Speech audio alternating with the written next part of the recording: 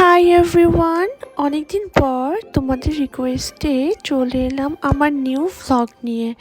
তো অনেকদিন পর আমরা ফ্যামিলির সবাই মিলে ডিসিশন নিই যে এবার কোথাও যেহেতু সামার অলমোস্ট শেষ হয়ে যাচ্ছে, তাই আমরা সবাই মিলে কোথাও ঘুরতে যাব।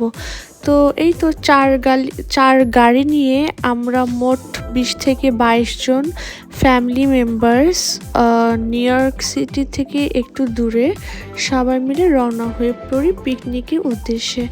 তো পিকনিকের থিমটি ছিল ওয়ান ডিশ পার্টি। তার মানে হচ্ছে যে যে যেটা পারে যা যা রান্না করে নিয়ে আসবে সারপ্রাইজ।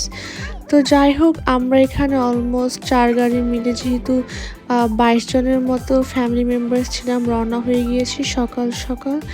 আর ভিউটা এত বেশি সুন্দর ছিল, যেহেতু এখন সামার তাই ভিউটা খুব সুন্দর। আর দেখা যায় যে অগাস্টের পর থেকে আস্তে আস্তে ঠান্ডা পড়া শুরু করে, তখন আর এত সুন্দর ভিউ দেখাও যায় না। তো হ্যাঁ, আমি রিসেন্টলি লাস্ট ইয়ারে আমার কাজিনদের সাথে বাংলাদেশে সাজেকে ঘুরে এসেছিলাম।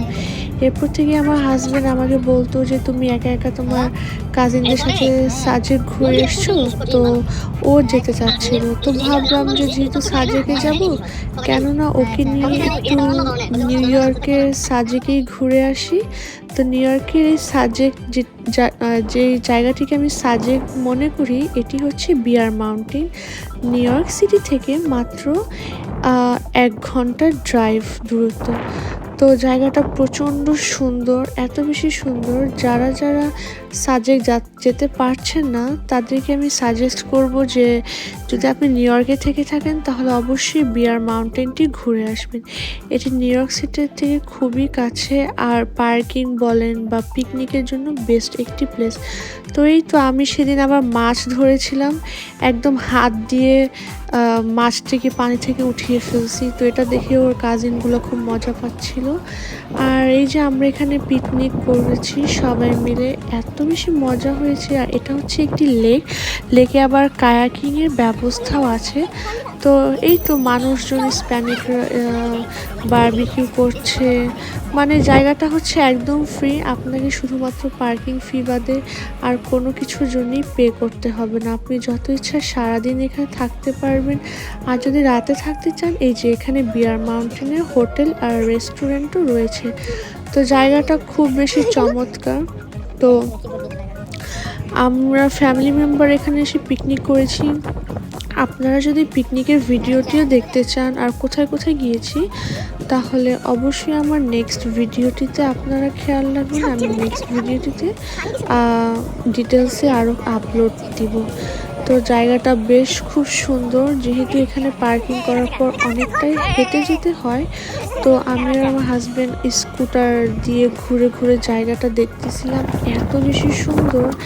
পানিটা এত ক্লিন, আপনি চাইলে এখানে মাছ ধরতে পারবেন, কায়াকিং করতে পারবেন। কায়াকিংয়েও মাত্র $10 করে পার পারসন। আর এই তো এটা বিয়ার মাউন্টেন। যদিও এখানে দুপুরবেলা কোনো বিয়ার দেখা যায় না, কিন্তু রাত হলে বিয়ার, তারপর হচ্ছে হরিণ, এসব জায়গা দেখা যায়। আর এটা হচ্ছে একেবারে সাজেকের থেকেও খুব সুন্দর একটি জায়গা।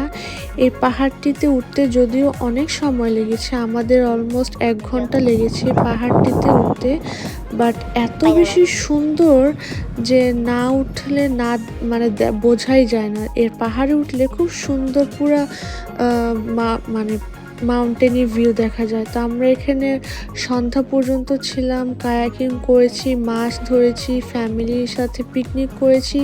তো হ্যাঁ, এখানে আমি আমার ফ্যামিলি পিকনিকের ভিডিওগুলো দেইনি, যেহেতু ভিডিওটি অনেক বেশি বড় হয়ে যাবে। আপনাদের অনুরোধে আমি নেক্সট ব্লগে আপলোড করে দিব ইনশাল্লাহ।